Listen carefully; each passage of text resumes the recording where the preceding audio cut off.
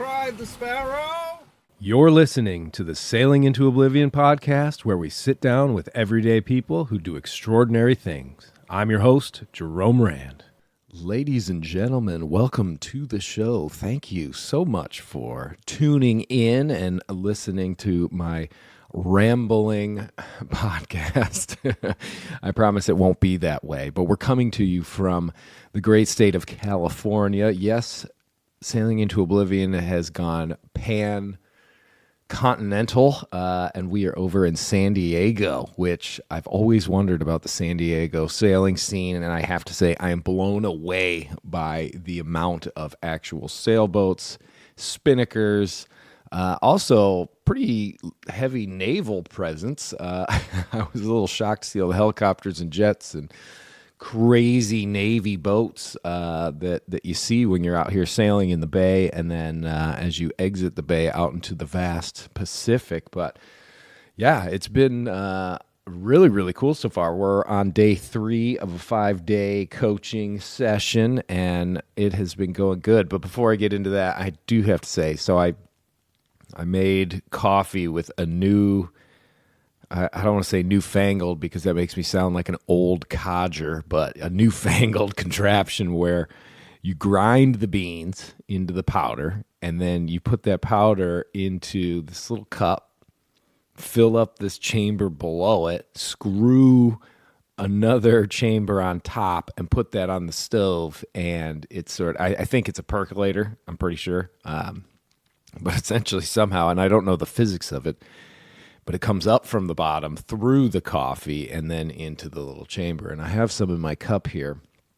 I've been sort of slumming it with my instant espresso, but right now I'm about to take the first sip. It looks really good. You know, it's got that standard coffee brown with a little bit of milk in it, but let's just take a taste. Whoa, that's powerful. That is rich. That's good. Let me do another one of those. It's the best part of waking up, you know. It's not Folgers in my cup, but it sure is something better. It's really good. That sip goes out to Justin, and it also goes out to Colin. Hopefully you guys enjoy. And I definitely am looking for any sort of coffee sponsorship because it's been brought to my attention numerous times that my enjoyment level of coffee is infectious and sometimes over the top, maybe. And I think that's a good thing, really. You got to have your coffee in the morning, and you might as well make it an absolute cherishable event. Oh, I could get used to that. Jeez Louise. That's good. I wonder if they make one of these percolator type things that could safely be done in heavy weather on a boat. You know, that's one of the things that I'm always anything I get introduced to on land that I'm like, whoa, that's cool. That's new. The first thing that starts running through my head is like, oh, can I adapt that to, is it something feasible to do on a boat? Because trying to do like a pour over or something like that would be a little bit of a mission in a 10-foot or 15-foot following sea where the boat's rolling and pitching and all that sort of stuff, surfing away. You know, not to even mention trying to bash into a 6-foot chop. That's where the instant stuff really comes in handy. Oh, that's good. That's really good. And it's kind of funny too, because I'm drinking out of this Central Perk cup from that show Friends. Gotta love it, dude. Got to love it. Cheers, Justin. So I have been working on an outline for a podcast. Yes. Normally I don't do this. It's all shoot from the hip, right off the cuff, so to speak. That generally is the rule I like to follow when it comes to especially the sit-down chats and the interviews with people and all that sort of stuff. I mean, maybe a little research on the side, 1 or 2 notes if I really want to make sure I'm hitting some certain points. But I don't know. I like the idea of a very authentic and a real conversation, because that's the goal, is to have these conversations that are interesting, that can wind around and go through the weeds in and out all they want, just because that's where the conversation is going to take us. But for the solo ones, I have been a little bit more. I'm always open to some change. I don't want to just be set in my ways. I had a great podcast, which I'll put out at some point, with my old buddy Jason Nellis, and he definitely always leaves me scratching my head, thinking, "Okay, wow, how do I implement all that information that he just gave me?" And one of the things that we did discuss was how we're, every once in a while we need to sort of shake things up, and we need to not reinvent the wheel by any means when it comes to what we're doing, but take a look at it, see if it's still working for me, for you, for the listener, or if it's one of those things where, yeah, let's try some new stuff. We got to keep it fresh anyway. I mean, we're closing in. The next milestone will be 400 episodes. And, at the rate we're going, I'm probably going to hit that this year, at least by the end of the year, I would think, if not a little bit sooner. I know when you think about it, we'll got another like 70 something to go. And yeah, even if you're doing 2 a week, that's 35. So yeah, I don't know. We could hit it this year. Anyway, I want to try and keep things fresh and exciting, not only for me, but also for the listener, because I want to be able to keep doing them. And boredom, has a way of dulling your enthusiasm, if you will. And this is in any aspect of life, I would think, where you got a job, you got a hobby, you got this, that, and the other thing. And in the beginning, it's always super fun because it's exciting, it's new. I mean, even when I used to work in these water sports centers and stuff, down at the Bitter End Yacht Club, who just had their super maxi regatta, based out of there. Jeez, I don't know if anybody looked at that on the old social medias, but holy cow, they had some hot boats tied off to that dock. Jeez, I can remember back in the day, there was another marina there that's no longer YCCS that used to, jeez, the boats, 200 feet was like the minimum. It was crazy, but in any event, congratulations to them, because that's a big event, and it's beautiful to see these absolute weapon sailboats. I think they're coming up from the Bucket in St. Bart's, or they're going to that next or something like that. There's kind of a circuit for the super maxi yachts and stuff, but really, really stunning photography and video clips. So check that out if you're interested in it. But yeah, even when, working down there the first couple of years where you're trying to reinvent the program and implement new stuff and make miracles happen, if you will, it's all exciting and it's fun and it's a challenge. That's a big one for me, obviously, and I love it. I'm addicted to it. I just want to keep going and going and going. But then you reach this sort of stasis and this status quo of like, okay, we have achieved the goals that we were looking to get at. Now the challenge is, how do we cement this into a bedrock where, this is going to be the standard. We may raise the bar, year after year, but we just got to make sure, okay, we're going to at least stay here. We're not going to go back down to the depths. And that might be a bit of a fool's errand unless you plan on being there forever in person. But eventually you'd get to that point, and then all of a sudden it's just like, well, we just want to keep where we're at for now, and maybe do little improvements. I really enjoy the full, like, let's wipe the slate clean and let's start fresh and try new stuff. That's what really keeps me going. And then you get to a point where you're like, all right, same old. And that's when I typically need to cut and run and go off and do something else. Because I think that challenge is there, that improvement, that reworking. And long story short, that's a really long explanation, I know, for why I'm writing an outline for my next podcast. There we go. This is a good solo rambler. Let me get a little more coffee. It's really interesting, though. San Diego, one of the cool parts is that it's cool. I don't know. I think it's cool. So far, it doesn't bother me at all. But the airport, which is pretty substantial, is pretty much right in the middle of the city or adjacent to, and so this entire city is in the flight path of these planes, and so from midnight to I think 5 a.m.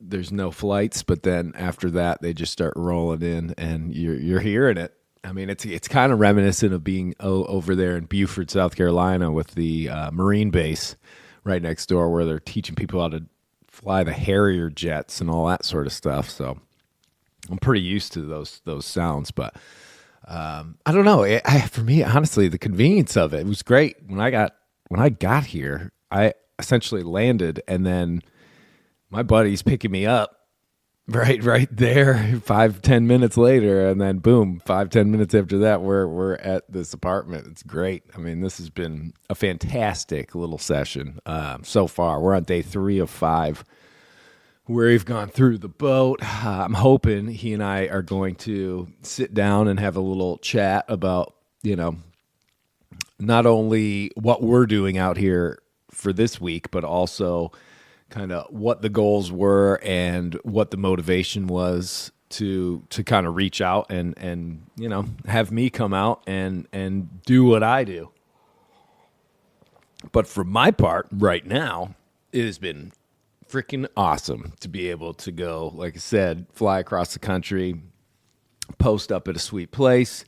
Marina's close by. Some of these trips I'll actually end up sleeping on the boat, sort of thing. We always try to just make it work, really.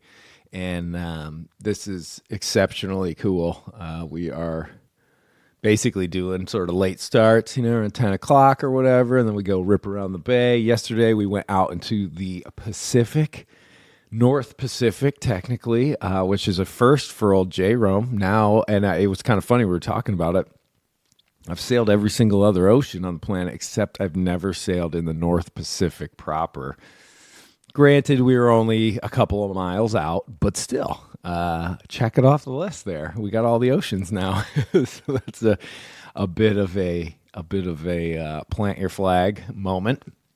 And yeah, it's been really good, and I'm looking forward to a couple more days of, like I said, sort of solidifying things. But we're going through the systems on the boat. We were doing a little mast tuning, and we got out. It's kind of the funny thing, and I found this on quite a few of the boats that I have been on, doing this type of work, where I always spy my little eye up the mast track and see what we're dealing with. And I have yet, I don't know if I've ever popped on a boat where the mast is like perfect and straight and true. Usually they're a little, I want to put this nicely, bent like a banana, which is fine. It just means that, whoever was doing the rigging of it and stuff just kind of slapped it together and didn't worry too much about it. Everything was safe on said vessel and all the other vessels I'm talking about, but it is one of those things where it's I don't know, maybe it's just me. Maybe it's an over perfection thing on my part that I like the mast to be straight up and down. But it helps the performance of the boat for sure. It if you're ever sailing a boat and one tack sails way better than the other tack, and your speed is way more and all that sort of stuff, but nothing else changes, first thing you want to start looking at is your mast, and because if it's bent and it needs to be tightened and straightened up. And by that, I mean just the turnbuckles on the shrouds and such. Like, I'm not saying take the mast down and put it in a vise. Gosh, that coffee's good. I want to put another pot of that stuff on. Although I'm pretty sure these are like espresso beans, and I don't want to be so jacked up. So we shall see. We'll see. Now, I'm sure I'll have another one because we've still got a little bit more time before heading out to the boat. But yeah, we've got some great weather. I think that's one of my biggest, I don't want to say worries, but it's one of the biggest sort of caveats in doing this sort of stuff, because I think Justin and I planned this 2 months ago, maybe 3 even. And, you got to just sort of pick these dates and roll the dice and hope like heck that the weather's going to shape up for us. And thankfully, so far, it's been great. And it looks like it's going to be great for the rest of the days, 10 to 15. I got cooked yesterday. I put so much sunscreen on, I still got cooked. I think I'm just coming out of the cave of northern Michigan winter. And so, no matter what I do to cover up, the sun is going to slap me hello for the season. I suppose it's a good thing because heading back down to Florida next for the trip to Bermuda and back. That one obviously is going to be a sunny side up sort of trip.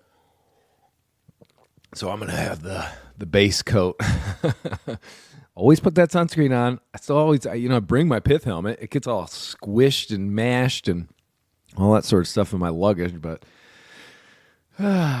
she's a beaut. She's definitely worn. That's for sure. It's gross, like sweat stains on top of it and stuff. But yeah, I don't know. Try and hide from that sun, but on the water it's hard because it's reflecting and all that sort of stuff. Boy, I really am rambling, and this coffee is doing its job. But I had hoped I was gonna. I turned this recorder on with no expectations, but with hopes. Hope number one was that I would just then dive into the notes that I have for this podcast about, spoiler alert, about how we get back up after we get knocked down, both in the sailing sense, but very much more in the reality of like, dude, how do you pick yourself back up after you get kicked in the teeth or things aren't working out and life is just literally crumbling around you? What are some of the tricks, techniques? What's the mind state that you really need to be in to get off the couch, get out of bed, hit the road and start working your way back to that place that you were once at? Because this is something I've been just dealing with for years now, essentially, in a couple different facets, and I'll go into this when I do the podcast for real, because this one, I figured if for whatever reason I just jumped right into it, then I would just let it roll, but I definitely didn't. So I figure a little preemptive strike would be good. Just because essentially sometimes in my brain, I could go from, sitting here recording this and then an idea comes in because I want to go through these notes one more time. Essentially what I'm trying to do is be able to stay on track and I want to stay on the edge of the weeds. I want to see the little creatures in the weeds that are surprising and that come out and they're like, oh, that's actually a good thought too. Let's look at that for a second. But I don't want to get lost in the weeds when I do this type of podcast because I want it to be helpful and I want to give the best examples because obviously I'm not schooled in this sort of thing. Nobody's professionally told me, hey, these are the steps you need to take. And I'm not trying to do that for anybody else either. I'm just trying to share the experiences that helped me in the million times that I find myself busted on the corner, sitting in the gutter, and you're like, God, how did we go? How did we get here, and how do we get back there? It just seems to happen a lot in the sailing world. I think is where it became apparent to me. And when you're out there, especially by yourself, it's such a psychological game, and I always say the emotional roller coaster, and you're trying desperately, you have to keep your mind at sort of this state where if you start to lose grips on that and you're out in the middle of this ocean with this endless horizon and weather and all these things going on, that's like a trap. The trap is set, and it's whether or not you can avoid being the mouse who wanders into it or being able to steer clear of it and steal the cheese. I love that cheese. And yeah, but I mean, taking sort of the stuff and the experiences I've had out on the water and then also trying to bring those back and remember them when, I get back to land and this happens or these things get canceled. And then all of a sudden I go from like, oh, I think we're going to have the best year for like speaking to, okay, we're zeroing out again and there's a global pandemic. And obviously that part of my business plan isn't going to work. And then how do you come back from that? So that's kind of that's going to be the theme of the podcast that will get put out eventually. I just need to go over the notes one more time. But I know that's a really, really long way to get back to the original thing I was just saying where, yeah, I'm going to make notes for this one because I want these to be a little bit more powerful, but just directed and to the point so that you don't have to listen to me like you're doing now, wander through this maze of explanation to get to one simple point that's concise and could have been said in one or two sentences. There we go. See, isn't that great? I think that's if there's one thing that I really am striving to do, and I think I could always do better, it is trying to be articulate. The podcast, I don't have to worry too much about it because it is free flowing 99% of the time. With the speaking stuff, though, obviously you have 45 minutes to an hour up there. If you're not articulate, especially when it comes to the corporate style gigs where you're really trying to impart some lessons and some takeaways and give them a certain level of value besides just a story. And even if you're just telling a story, you want to make sure the words that are coming out of your mouth are actually valid and they are on a track. And I've been pretty good at it. There's kind of this weird mental state that you snap into when you get on stage. We were actually talking about it the other day. As long as you know the first couple of sentences that you have to say, if you've done said presentation plenty of times, even though mine kind of always changes a little bit, it's not like a script by any means. It all just kind of flows out of you. The butterflies disappear after the first few words, and then all of a sudden you're good to go. But it's one of those fears or one of those challenges where I'm always trying to do better, become more articulate, really make sure I'm getting my point across. James Hodge used to always say, dude, the biggest thing is, if you can take some of those words that don't really need to be there whenever you're doing stand-up, whenever you're doing presentations, whenever you're doing anything, besides trying to just fill time, I suppose, you want to take that word salad and just turn it into a steak. And he's right. I mean, and I can remember when he said that, I would listen to people that were up either being interviewed or this, that, and the other thing. And you'd be like, why is this person saying all that?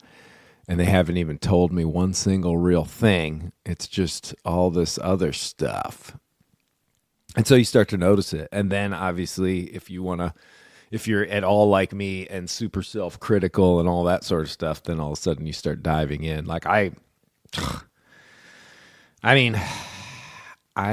guess it would be a smart thing to go back and listen to a lot of the podcasts that I do that I've put out there. But one, who has time for that? That'd be like 300 hours. Two, I don't even want to do that. maybe if I get into a position where I really need to. But again, most of these we're just chatting. We're trying to have a good conversation and all that sort of stuff. But the ones that I do listen to over and over again, are either ones, with old Murph, people that I miss, that I'm not around. I want to listen to the one with Phil again because that dude just absolute legit legend. I'm so glad I got that podcast because I can listen to his voice. I mean, I don't know if he's ever been on any other podcast, but he's since then passed away, and an absolute weapon, a modern day classic sailor, and I got him for 2 hours. So cool. That's one of probably the biggest benefits of the podcast. Absolutely amazing. Bit of a record, if you will, of these wonderful people that agree to sit down with me and just chat and chat and chat. So pretty darn cool. Well, that is what we have coming up. And yeah, I mean, this obviously is going to be a bit of a shorter show, but I'm working. I got things to do. I got people to see. We got boats to sail. I think we're going to try and pull out the old spinnaker today, which could be pretty fun. I got to figure out, though, if it's an asymmetrical or if it's a regular traditional spinnaker. I have a feeling it's a traditional one, but I don't know. We'll have to sort of see, but we want to keep things lively. It's kind of it's a delicate balance between trying to impart the wisdom and experience that you can in the time you have allotted, but not overdo it to the point where there's just too much overflow, and now it's kind of you're left being like, holy cow, that was a lot. And that's definitely something I always have to keep in mind and always consider, because I think that I like to say that, I'm not trying to make you the best sailor in the world. What I'm trying to do is get you to a point where you can safely, confidently, and with joy turn yourself into the best sailor you can be. So that is cementing in the bedrock. I keep saying that phrase. I kind of like that one, because if you put the cement right onto the bedrock, it's not going to go anywhere. Maybe an apt thing maybe it's because I'm in California, the earthquake center of the United States. I swear I felt an earthquake the other day, but I don't think I did. I think my alert is just a little high. But yeah, just trying to, put down the foundation, a really, really solid foundation, so that, for me, really, the biggest thing is when I think about all the fears and anxieties that I went through trying to figure out how to solo sail. That was sort of the impetus of, well, I think I could help people get past a lot of that stuff, because it wasn't that long ago that I tried to do all this. And I don't know if I can impart some wisdom and we can just hop around some of the hurdles without having to figure out how to do it on our own. And then just to get you to a point where you're safe and confident. And like I said, probably most important, because we got such little time on this planet, we got to make sure we're enjoying as much of it as we possibly can. And I think those are the keys, because when you're safe and you're confident, then your enjoyment level has nowhere to go but up. And you want to look back on your trials and tribulations and the learning process and the stumbling process as something that was like fun. It'll always look a little rosy in the rear view mirror, like everything always does, but it is kind of cool. I was watching one of the Brett and Marissa's new video of their first overnight sail on YouTube. Check it out, Brett and Marissa. And they're just so funny. They just had to motor, and this was a while ago. They've already got the boat down in Florida. Spoiler alert. But, they're out there, and they are doing it. And it's scary, and it's uncomfortable. And, sometimes they're seasick, and sometimes this, that, and the other thing. And they're worried, but there's not anything going to let them, prevent them from keep moving forward. And I love that. And I'm so impressed by it. And unfortunately, they're going to be too far south, so I'm not going to be able to see them when I fly back to West Palm in a few days. But who knows? Maybe our wakes will cross another time, and it'll be really interesting to get them back on the podcast. Maybe this fall, and see what their plans are with all this experience they've gained. They've been, I believe, over to the Bahamas and all that sort of stuff. So way to go, you two. Very, very excited. Check them out on YouTube. Other than that, I got to get ready to go sailing. Thanks, everybody, for listening. Obviously, if you want to support the show, just go to the description. There's a lot of different ways. Thank you all who have already done that, and it's super helpful. But yeah, keep an eye out in the next few days. We're going to have this. I feel like now I'm like, I just had a sinking feeling that I've built this thing up too big. Like, wow, I'm going to put this podcast out and people are going to be like, well, that wasn't all that great. Like, obviously you got to do that. Now, hopefully it'll be pretty good. I had a lot of support from the last podcast that I did about going after your goals, sort of challenging everybody for 2025. It was a little nerve-wracking to put that podcast out. I'm not going to lie. And it was great to have so many emails and people shouting it out and being like, dude, that's awesome, I'm going for it, and all that sort of stuff. It's good to know that it struck a chord or struck a note with enough people that it's made me want to do more of those and throw those in every once in a while. And don't forget, I'm just a regular guy, and I'm as full of it as everybody. So just trying to share with you what's worked for me and everything. So keep an eye out for that one, and hopefully we'll have a couple other cool ones too. So thanks for listening. Till next time.